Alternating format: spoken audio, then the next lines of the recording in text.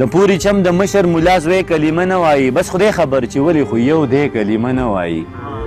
یو ځل په وړوکوالي د جومات نه چا شړلی و د کونډې زوی زلمی شو خو زلمی کلمه نه وایي. مننه و نظم درته یم د دې نظم عنوان دی ډمه. دا به تاسو نه یې اورېدلی دا ما په دغه کې لیکلی و یونیورسټي کې چې لیکلی و 2003 چې بېګا مې ډمه ولیدله لکه ګل به ځلېدله په رو به ګډېدله.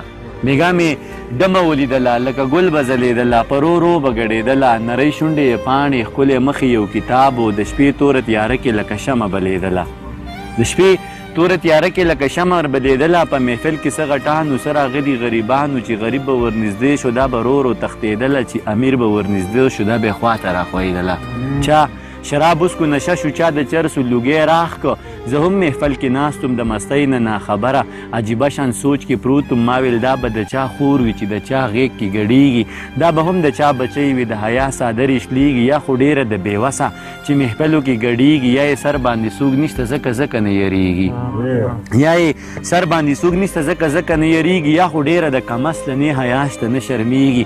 زه لا دغه سوچ کې پروت وم چې مې شړنګ د پانزیب واورېد چې مې پورته وکتلو سپوږمۍ ماته ولاړه زه یې لاس نه راوچت کړم معمولي شانتې راتاو شوه زما سترګو ته نږدې شوه او په سترګو کې ګویا شوه وی اخري سوچ دې ښه نه دی.